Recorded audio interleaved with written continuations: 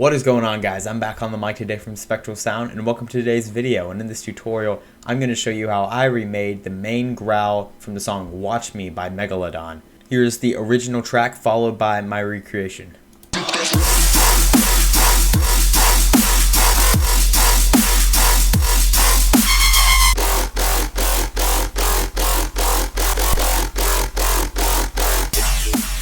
Just a short preface to this video, I have made a new SoundCloud account. The old one is going down. I mean, it's going to stay there, but I'm going to release all my new tracks in the new channel. My new name is Rubix. The link is down in the description. Also, the link to my YouTube channel is down there. Not the Spectral Sound channel, my new YouTube channel where I will be posting my music, the actual stuff, the music that I make, not just tutorials. The link to those two will both be in the description. Go give them a follow if you want to support me and my music. Alright, now on to this tutorial. I feel like I got pretty dang close in this sound, and honestly, I'm pretty sure I know. I'm 95% sure that Trampa used this technique that I'm going to show you. It's a really interesting technique that not a lot of producers use. They may know about it, but it's not used that often. So I like to share it with y'all. The post-processing is very minimal. This is what we have. We have a wave shaper, just extra distortion.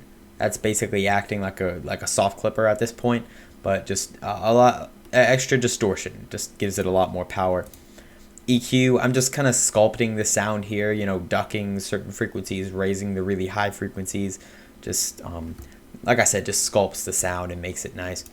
And then I have the soft clipper, which I just turned the post and the threshold all the way up, just to add a lot more power, a lot of distortion. Doing this to sounds, especially when they're very, very low volume, just adds a ton of power to them. I really like doing it. But that's all it is. Without any of the post-processing, it's just very quiet. That's really the only main difference. Other than that, it's the same basic sound. Alright, now let me take you step by step through the Serum patch so you can see exactly how I made it. Start off, flip on oscillator A. For this one, we're going to have a Monster 2, which is in the Spectral tab right there. The octave, we're just going to drop it down a couple octaves and be modulating the wavetable position with LFO 1 here. You can see the kind of shape, this kind of growly shape that I made right here. I have the wavetable position at 154 and it's going up 28. So this is the motion we're getting. Not much right now, really not much going on. And the level is modulating from 0 up to 75. So from 0 up to normal. And that's all we have right here. Now I'm just going to warn you, everything I'm doing in this front area right here is important. It doesn't sound important, you know, it's not, unless I say it's just like a background thing to kind of fill in space or something like that. Everything I'm doing here is important, even if it sounds like it's not, because this is going to sound pretty crappy until we go into the effects section. That's where this real sound is going to be made. Alright, and that is all we have to do for oscillator A right here. Let's flip on some noise. Bright white is pretty good noise. We have this at 0 modulating up to, just 2 with LFO 1. This is going to be brought out through the multiband compression, and it's going to be really subtle right now, but you're going to hear it later. Flip on the sub oscillator. For this one, we're going to pick I don't even know what to call this, because there's a sine wave, I guess a rounded square wave, you'd call it. I don't know. Something like that. It's just this second one right beside the sine wave. Drop it down a couple octaves and do the old volume modulation thing from 0% up 75, exactly like oscillator A. Alright, now on to the filter. We are actually doing no modulation with the filter. All this filter is doing is just bringing up kind of the low end, you know, keeping down the mid and the high section. It's not needed, but it still works with the sound because I'm using the drive a bit, so there's a little bit of distortion, you know, and the frequency here of the peak filter, you know, it's all I kept it in there. It sounded nice the way it was. So the cutoff is at just 8 hertz. That's so low. Is that as low as you can go? Yeah, it's as low as you can go. It's at the very bottom. The resonance is at just 1%, just a little bit, and that first percentile actually bumps it up more than the rest of the percentiles do. So at 1% is actually a key number there. I brought the drive up to 22% to add just a little bit extra distortion. The frequency of the peak filter, because this is a bandpass plus peak filter, that's what the BP means, that is at 18%, so it's still in the lower register there. And this is the key knob right here. The mix is down to like 89%. If it were up all the way, that's what it would look like, and it'd be blocking out like all the high end. But lowering it a little bit brings that high end back so we can compress it back up at the end. Because when we throw on the multi-band compressor, the highs get extremely compressed. Like there's that classic compressed sound, and they get really overpowering. And there wasn't a super overpowering high end of this sound. It was just a nice clean sound. So this brought it down before going through the multi-band compression. And now after all this stuff here, this is what we have. Not much at all. That's not a good sound. So let's make it better with the effects.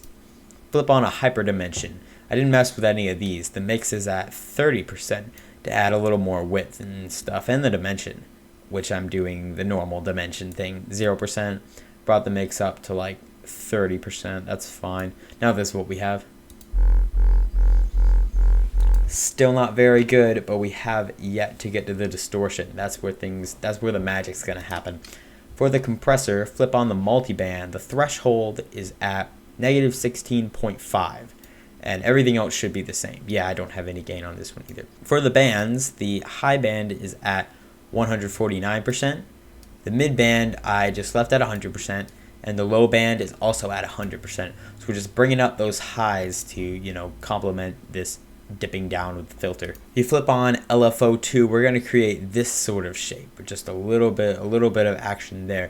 What this is doing, this is going to control the mix of the compressor, actually. Just add a little more dynamic.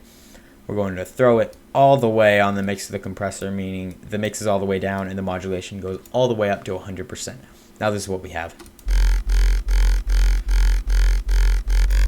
Now it doesn't do too much except add a little, dynamics at the beginning, so it doesn't have that click at the beginning that the compressor usually adds. Now let's throw on a distortion. Turn on the Sinfold distortion right here, and we're not going to mess with the filter. We don't need anything with the filter. What's going to happen here is we have the drive at 0%, and it is going up 25. And also the mix is modulating full exactly like the compressor, down 0%, going up 100%. But watch what I'm going to do. I'm going to turn this down to 0, and you'll see what we get. When we're at 0, this is what it sounds like. Exactly like before, because there's no drive. But now I'm going to bring it up to 29% as it's playing. You're going to see what it does.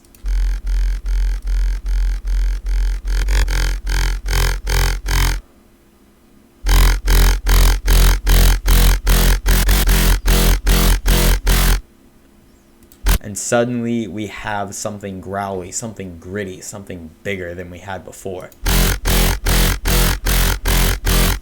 And that's because you see how this Sinfold distortion is messing up the sound? It's completely messing things up. Because normally what you do in distortion is, here, let me pull up a wave shaper and bring it to the screen. Y'all won't be able to see this. This is on a different screen. I got a double monitor. But wave shaper, here we are. Normally what things do, this is in asymmetrical mode, so let me flip this wave shaper in asymmetrical mode. Here we are. So normally if we want to do like a tube distortion, we'd make this kind of shape, and you've seen this shape here in the tube distortion section here. If we click on tube, that's what it looks like when it goes up and down.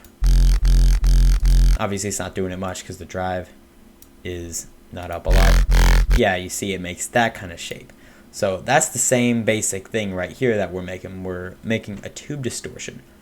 But what's going on here when we do the Sinfold is it's getting super messed up. Like if I go right here, delete that point, and now let me select pulse. No, wave.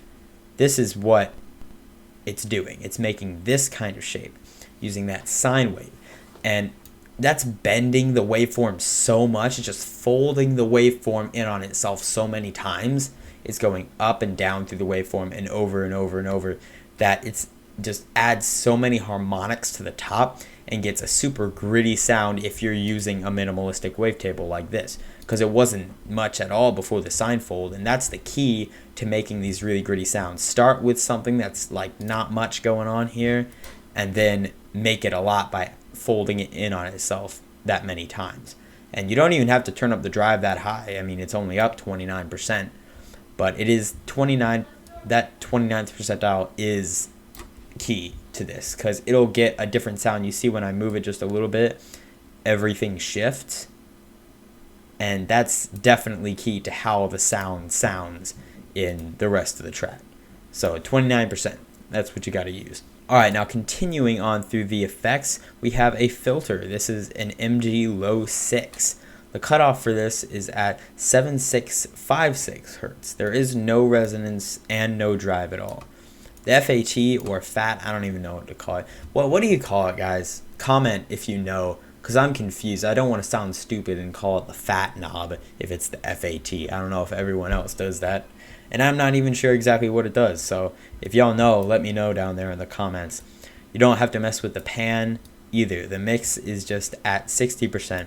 And there isn't any modulation going on here. Like, this is just kind of controlling the sound, the high end right there, by just lowering the cutoff a little bit, just a little duck down, so we're not getting too much really piercing high end. Now this is what we have.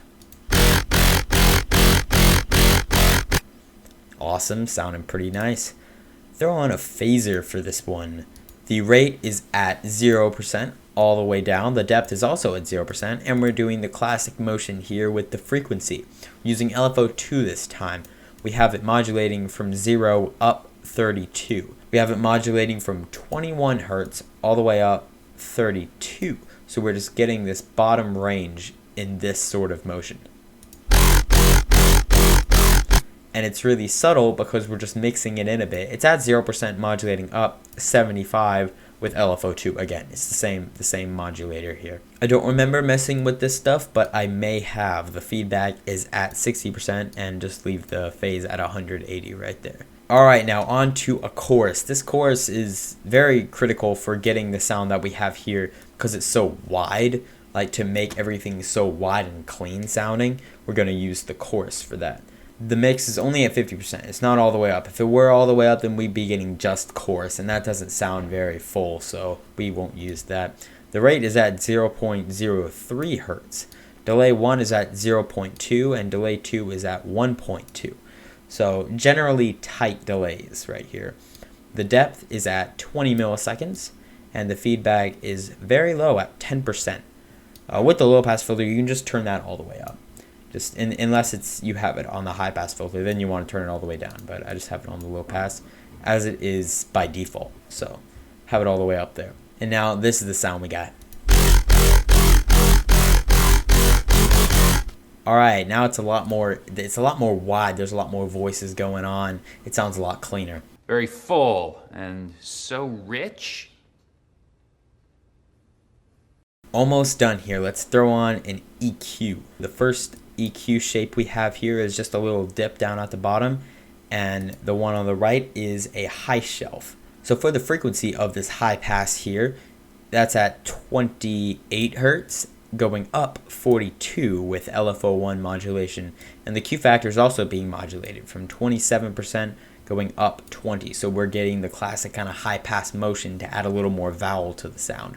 Alright, for the shelving EQ on this side, we have the frequency at 6,374 Hertz, just somewhere in the very, very high end. The Q factor is down to 40%.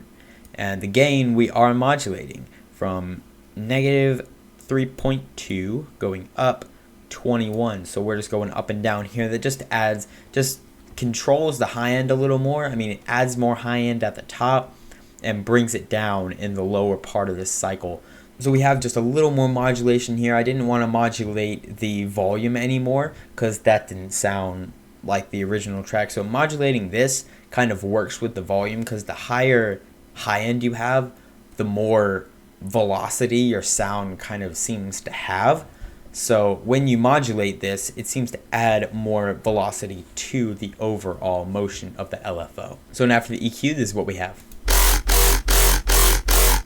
Alright, sounding pretty good, Let's throw some reverb on it. Flip on the Hall reverb, or I believe it's already on the Hall reverb. The size is at 17%. The decay I brought down to 2.8 seconds. The low cut is at 50, 51, somewhere around in there. The high cut I have at 43, just put it somewhere in the middle. And the spin rate is at 25 and the spin depth is 20. I believe that is both normal. But so just cutting the very low frequencies, cutting the very high frequencies, and a pretty tight decay. The mix is at 20%. So now with that little bit of reverb, this is what we have. next to the original sound. Like I said, I am like 90% sure that this is how using the Sinfold technique was how Megalodon used that. Like there are very few ways to get that specific sound unless you have, you know, like a nice frequent wave table, or depending on how he did it. Either way, I think the general sound was achieved by this Sinfold technique. Alright, thank you guys so much for watching. I hope you enjoyed the video. If you did, smash that like button below. Also subscribe for more videos weekly. And don't forget to go down and follow my new SoundCloud account and my new YouTube channel. Links to that are in the description. And as always, stay awesome and peace out.